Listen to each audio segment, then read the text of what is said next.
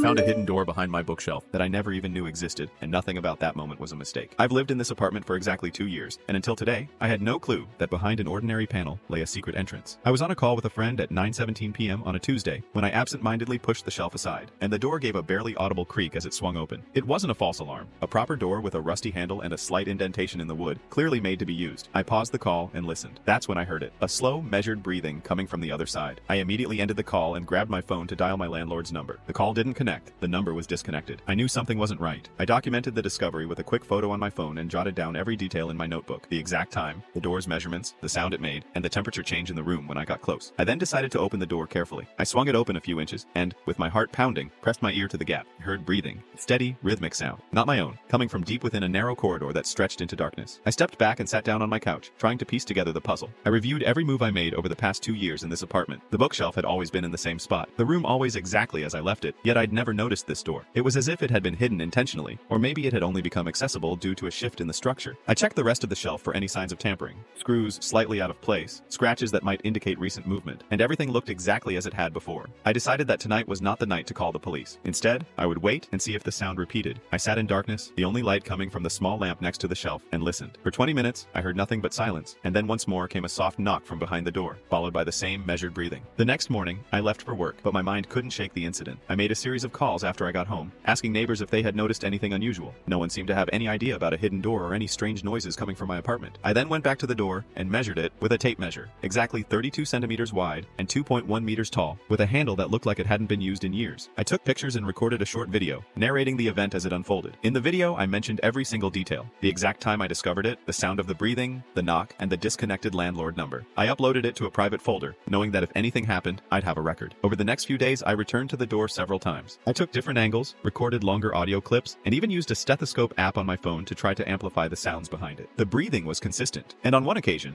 I captured a faint, almost indecipherable whisper that sounded like someone saying, "Get in." I made sure to note the ambient temperature and the humidity in the corridor behind the door by using a digital thermometer. Every time I approached, the air grew noticeably cooler. I documented the details meticulously, writing down exact measurements, times, and even the types of sounds I heard, using a simple notation system that I'd developed over the years for unusual occurrences. I started connecting with a local historian who specialized in the building's history. According to public records, my apartment was part of a larger building constructed in 1923, originally designed to have hidden safe rooms during times of turmoil. The historian told me that several apartments in the building had secret passages or hidden compartments designed to protect valuable items or provide emergency escape routes. I couldn't help but wonder if this door was part of that original design. I visited the local archive and pulled out old blueprints of the building. There, in faded ink and with measured precision, was a layout of my floor that included a hidden room connected to my unit via a concealed door behind what was now my bookshelf. The blueprints indicated that this room was intended for secure storage during the early decades of the building's operation. I immediately printed a copy of the blueprint for reference and compared it to my measurements. The dimensions were a close match. Late one night, driven by curiosity and armed with a small LED flashlight and my notebook, I decided to open the door fully. I turned off the lights in my apartment, leaving only the light from the flashlight, and slowly pushed the door open. The darkness beyond was almost complete, but as I moved closer, my eyes adjusted to reveal a narrow corridor lined with old wooden panels. I stepped into the corridor, which stretched ahead for about 5 meters before splitting into 2 smaller passageways. I took the left passage first, my footsteps echoing on the worn wooden floor. I made sure to note every detail: the smell of old dust mixed with the scent of damp wood, the sound of my own breathing, and the echo that seemed to bounce off the walls. At the end of the left passage, I found a small metal door with a combination lock that was clearly outdated. I jotted down the number of digits and took a picture. I tried a few common combinations, years like 1923 and 1967, but nothing worked. I decided to return to the junction and explore the right passage. That passage was darker, the walls had peeling wallpaper, and it was noticeably colder. I switched the flashlight beam between the 2 passageways as I moved slowly forward. Along this passage, I discovered a series of old photographs pinned to the wall. They were black and white, showing groups of people in formal attire outside a building that looked similar to my apartment complex. In one of the photos, a young man stood in front of a door that looked just like the one I had found. I snapped a photo of the photograph and marked down the back number on it, which seemed to be a date: April 13th, 1954. As I ventured further, I began to piece together a timeline. The apartment had been part of a network of secret safe rooms during the Cold War era. The purpose of these rooms, as explained by the historian, was to store valuables and sensitive documents. The photograph I'd found might indicate a former tenant or a caretaker assigned to maintain this hidden system. I retraced my steps back to the junction and then returned to my apartment, making sure to secure the door behind me. I took the recordings and photographs to a local expert on historic buildings and security systems. The expert confirmed that the door mechanism was genuine and that the design was consistent with other secret installations in similar structures from that period. That very night, I received an anonymous text message on my phone. It simply said, "Don't trust what you see, look closer." I couldn't trace the number, and it was clear that someone else was aware of my discovery. I forwarded the message message to a friend who was good with tech, asking if he could trace its origin. He admitted that it was a challenge, but promised to see what he could do. Meanwhile, I kept the door locked and refrained from exploring further until I had more information. I documented the text message, noting the time it arrived and even saved a screenshot. For the next week, I alternated between my regular life and my secret investigations. I visited the local library to look up old records on the building's construction, the architect who designed it, and any mention of secret passages. I found an article from 1987 in an old newspaper archive that mentioned hidden rooms and underground corridors in the building, but the article was vague and didn't provide any definitive details. I recorded every finding, including the exact publication date, the headline, and a scan of the article. It mentioned that during renovations in the early 1980s, several of these hidden rooms were sealed off permanently, but my unit's door had not been sealed, suggesting that either it had been intentionally left for a specific purpose or it was overlooked. On Saturday morning, determined to uncover more, I decided to return to the corridor with a new plan. I brought along a digital recorder, extra batteries, and a small toolkit. I revisited the left passage with the metal door and the combination lock. This time, I focused on the lock's mechanism. I took detailed notes. The lock was a 4-digit combination, and the internal mechanics were simple enough that with some patience, I might be able to manipulate it. I spent nearly an hour using my toolkit, trying to find any signs of wear that could indicate which numbers had been used frequently. I even used a small mirror to inspect the inside of the lock without exposing my face too much. Unfortunately, the lock held firm. Frustrated, I decided to retreat and focus on the right passage again. Back in the right passage, I found an old, tattered map pinned to the wall behind the photographs. The map showed the layout of the building with several markings that indicated secret rooms and tunnels. I took a clear picture of it and noted every room number and passage designation. One of the markings, labeled Room 13B, seemed to correspond to a part of the building that I had never seen a door for, even on the public floor plans. I recorded the exact coordinates mentioned on the map and resolved to visit the building management office the next day to see if I could get more details on Room 13B. At the management office, I asked discreetly about Room 13B, citing the map I had found. The manager's reaction was immediate. His eyes narrowed, and he mumbled that it was just a storage room that hadn't been used in years. His answer was too vague and too rehearsed. I pressed him for details, but he eventually excused himself, saying it wasn't his business. I left the office with a folder full of new questions. The fact that the management office acknowledged a room I didn't know existed only deepened the mystery. I recorded the exact conversation on my phone, making sure to note the manager's name and his response word for word. That evening, I decided to take a walk around the building's exterior. I circled the block, checking every entrance and exit, scanning for any hint of a secondary door or passage that might lead to the mysterious Room 13B. I found a maintenance door near the rear of the building that looked like it hadn't been used in years. I tried the handle. It was locked, of course, but I noted down its location and took a photo. I also saw an old fire escape that was partially obscured by overgrown ivy. Every step I took was measured, every detail recorded. I made sure to use a small voice recorder to capture any ambient sounds or voices that might indicate someone was nearby. The following day, I decided to merge my investigations. I contacted the tech-savvy friend who had received my anonymous text. He called me back with a trace that led to an unlisted number registered in the same neighborhood. He said the number had been activated several times over the past week, always around the same times I was near the hidden door. I saved the log and forwarded it to my friend who was an expert in local history. That friend, an amateur sleuth with a reputation for uncovering hidden truths about old buildings, confirmed that there had been rumors of a secret society operating in the area during the Cold War. The society was rumored to use hidden rooms and passages to store documents and even to hide from law enforcement. I had to consider the possibility that my discovery was connected to that long-forgotten network. I spent the next several days visiting online forums and chat groups dedicated to urban exploration and historical mysteries. I posted anonymized details of my findings, asking if anyone had encountered a similar situation. The responses varied from skeptical to excited. One forum user claimed to have explored a similar hidden room in another building in the area, detailing how the room contained old filing cabinets, stacks of documents, and even a dusty, outdated computer terminal. I requested more specifics, including photographs and records, but the conversation remained vague, hinting at a broader network of hidden spaces throughout the city. I then revisited the corridor with renewed determination. I knew that both passages had to be explored thoroughly, even if one locked door remained unsolvable. I returned to the left passage and focused on the combination lock again.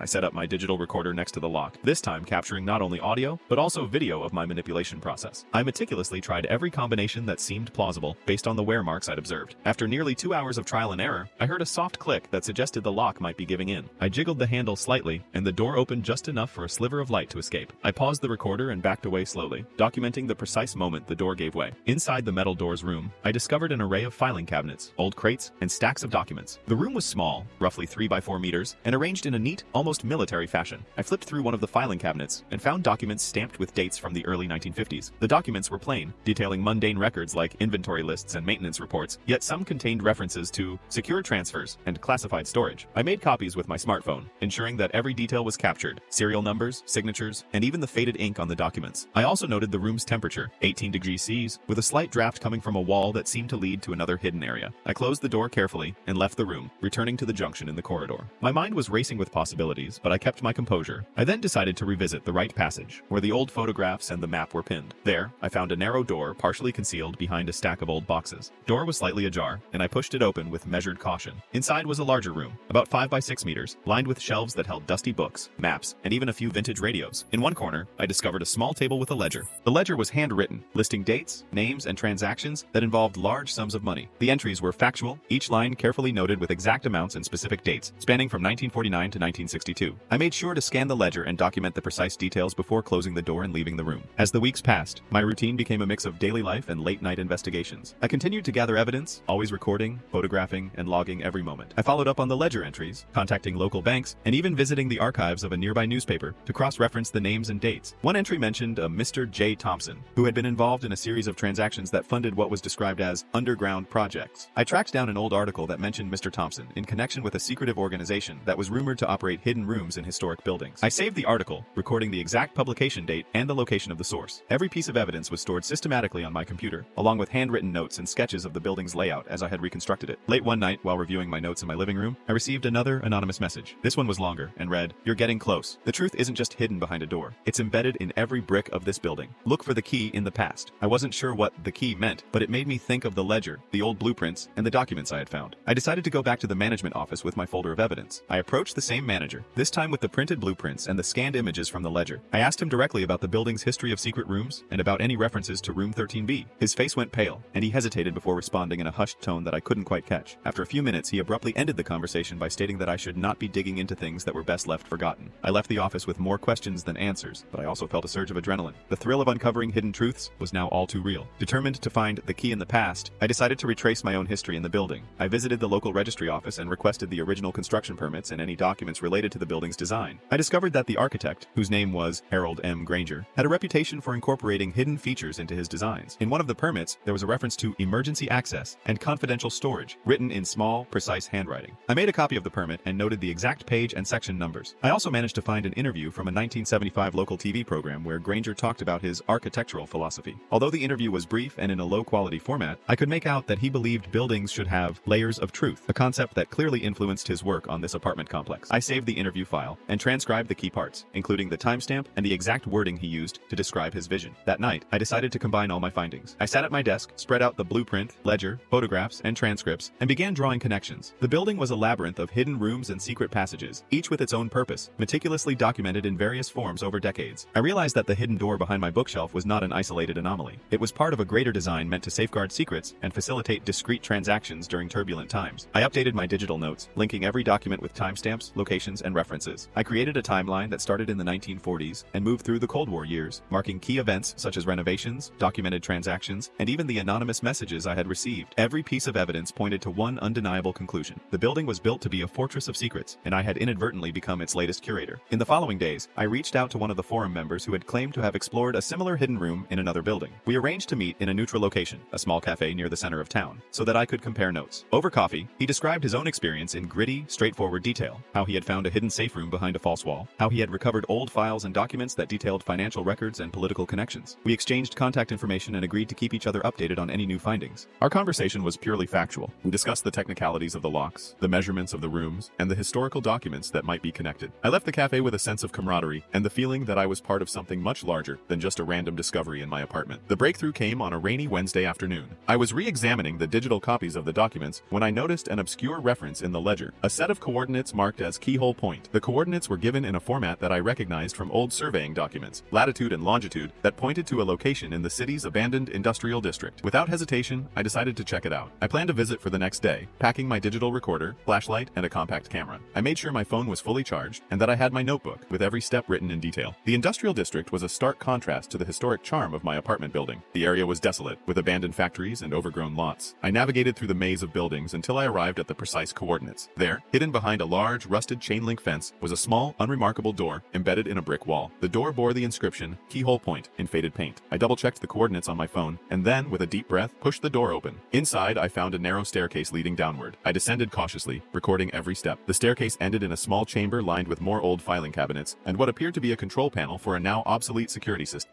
Among the documents, I found a handwritten note that said, "For those who seek the truth, the key lies within." I took photos of the note and the entire setup, and I meticulously recorded every detail. Returning home later that evening, I felt the weight of every discovery. I sat in front of my computer and reviewed the hours of recordings, photographs, and notes. I compared the coordinates, the ledger entries, the blueprints, and even the anonymous messages. Slowly, the nested layers of this mystery began to interlock. The hidden door behind my bookshelf, the secret rooms in the corridor, the industrial district's keyhole point were all parts of one interconnected system built to conceal a series of historical events. I compiled a comprehensive dossier with dates, names, and locations. The evidence pointed to a clandestine network that had operated in this city for decades, a network that had used these hidden rooms to secure sensitive documents, money, and perhaps even people during times of crisis. On the following weekend, I decided it was time to share my findings with someone who could help me unlock the final piece of the puzzle. I arranged a meeting with a retired detective known for his investigations into historical crimes. In a quiet, unassuming diner, I laid out the entire timeline and handed him a printed copy of my dossier. He reviewed everything, each documented piece of evidence, every photograph, and every transcript of the anonymous messages. He asked straightforward questions, the exact times, the precise measurements, the details of each room. His manner was factual and no nonsense, and he agreed to reopen an old cold case that might be connected to these hidden networks. According to his recollections, there had been a series of unsolved thefts and disappearances during the Cold War era, and he suspected that these secret rooms were used as part of a larger operation. He promised to check his old files and get back to me, and I left the diner feeling both relieved and even more determined to get to the bottom of this. As weeks turned into months, my life became a blend of meticulous investigation and everyday routines. I continued to document every detail, and I spent countless hours cross-referencing my findings with historical records, public archives, and even archived radio broadcasts. I managed to recover a few more scattered documents that mentioned a secure vault initiative, a term that recurred in several of the ledger entries. I contacted a retired professor who specialized in Cold War history, and he confirmed that during the height of the Cold War, several clandestine initiatives were launched to safeguard critical information and assets. The professor provided me with academic papers and reports that detailed the existence of such initiatives, complete with dates and official memos. I digitized the documents and integrated them into my timeline. Every time I added another piece to the puzzle, I felt that I was not only unlocking the secrets of a building, but also uncovering a hidden chapter of local history. The mystery took on new dimensions when I received yet another anonymous message. This one was shorter. "The final door awaits. Your move." It came on a cold November evening as I was reviewing a scanned blueprint of the building. I realized that I hadn't yet explored the final passage in the corridor, the one that branched off near the end of the right passage I'd already investigated. According to the blueprint, there was a third hidden door that had not been discovered in my earlier explorations. With every detail logged and every fact checked, I knew that this had to be the final piece. Armed with my digital recorder, extra batteries, and a fully charged phone, I returned to the corridor. I retraced my steps carefully, guided by the old blueprints and my own memory. After a few minutes of careful searching, I found a narrow seam in the wall near the end of the corridor that wasn't visible at first glance. I pressed along the seam and felt a slight give, a hidden door that was perfectly camouflaged in the wall's texture. I pulled it open slowly. Inside, I found a small, circular room with a single metal chair and a secure safe embedded in the wall. On the safe's surface was a series of symbols and a keypad. I noted every detail, the arrangement of symbols, the exact position of the keypad, and the faint hum of electricity that seemed to power an internal mechanism. I recorded a video of the safe and took several photographs. I spent the next several days analyzing the symbols. I cross-referenced them with the documents, blueprints, and even the photographs of the ledger entries. I discovered that the symbols corresponded to a code used by the secret network during the Cold War. They were a mix of alphanumeric characters and simple geometric shapes. I managed to decipher the first part of the code using a reference I found in one of the academic papers. The safe's code appeared to be split into two parts, one for unlocking the physical mechanism and one for accessing the digital files stored on an obsolete computer system attached to the safe. After countless hours of trial and error, matching symbols with the archival records, I finally entered a sequence that triggered a soft beep. The safe's door swung open to reveal a compact, dusty metal box containing several USB drives, a handwritten journal, and a small key. I carefully extracted the contents and placed them on my work table. The USB drives contained files in an old format, but I managed to transfer them to my computer. They included scanned documents, old memos, and even a few audio recordings that had been digitized. I listened to one of the recordings and heard a clear, calm voice reciting dates, figures, and names. The journal was written in neat, precise handwriting. It detailed the history of the secret network from its inception in the late 1940s to its eventual dissolution in the early 1970s. Every entry was factual: dates, transactions, locations, and even the names of key operatives. I transcribed several pages, noting that the journal ended abruptly with the words, "The truth is sealed until the final key is found." I examined the small key that came with the box. It was made of brass, worn by time, and had intricate engravings on its surface. I couldn't help but think that this key was symbolic, a literal key that might unlock a final repository, or a metaphorical key that represented the culmination of decades of secret activities. I placed the key next to the journal and the USB drives, aware that these items were the culmination of my investigation. The next morning, I organized all the evidence I had collected over the past months: photographs, videos, digital files, blueprints, newspaper articles, transcripts of anonymous messages, and my handwritten notes. I created a comprehensive timeline that spanned from 1949 to the present day. I documented every key event, from the discovery of the hidden door behind my bookshelf to the unlocking of the safe with the secret code. I made sure every piece was factually recorded, with exact times, dates, and measurements. I uploaded the entire dossier to a secure cloud drive and sent copies to a few trusted contacts, including the retired detective and the historian. At exactly 8:03 a.m. one crisp morning, I received an encrypted email from an unknown sender with the subject line, Final Revelation. The email contained a single attachment, a scanned document that appeared to be a letter written by someone with intimate knowledge of the secret network. The letter was addressed to the seeker and detailed a final set of instructions. It stated that the key I had found was indeed the final key, and that if I followed the instructions, I would unlock a final chamber located beneath the building, a chamber that contained the definitive records of the network's operations. The letter was factual and direct, listing a time, a set of coordinates, and a clear command. Proceed to the sub-basement through the maintenance shaft at midnight. Trust no one. I immediately set a reminder for midnight and double-checked every detail. I alerted the retired detective and asked him to be on standby, though he warned me that I was stepping into dangerous territory. I reviewed all the coordinates, the scanned blueprint, and the letter's instructions, confirming that they matched the internal layout of the building as documented in the original permits from 1923. The plan was simple in its outline, but complex in its execution. Navigate the maintenance shaft beneath the building to reach the sub-basement chamber. I spent the next several hours preparing.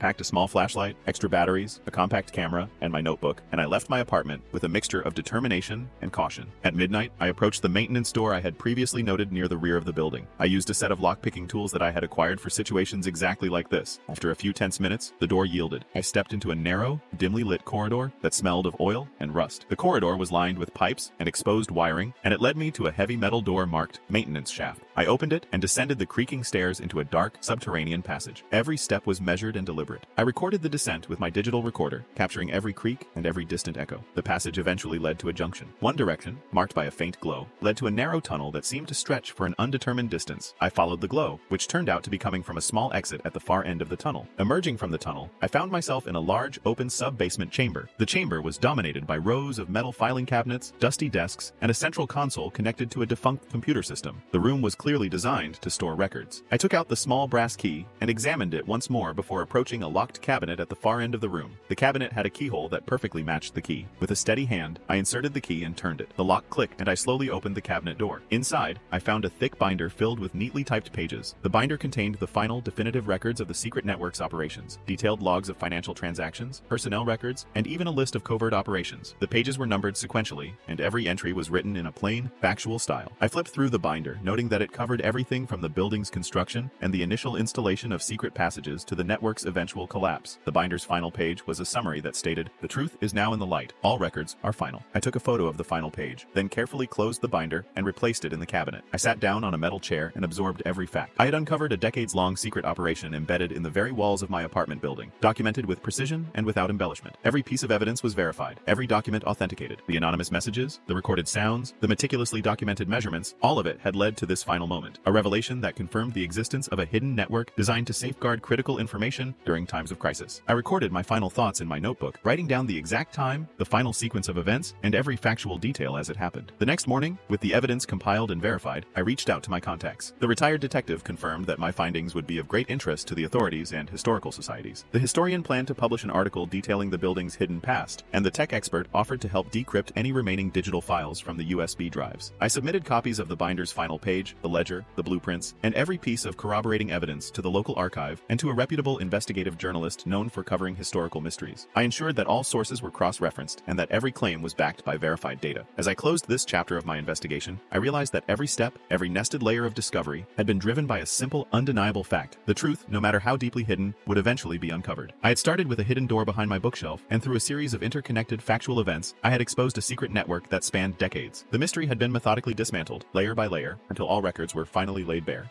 The journey was far from simple or risk-free. I encountered anonymous warnings, cryptic messages, and resistance from those who preferred the past to remain buried. Yet every key event, every precise measurement and recorded fact, had led me to the final revelation, a truth sealed in time, and then released into the light.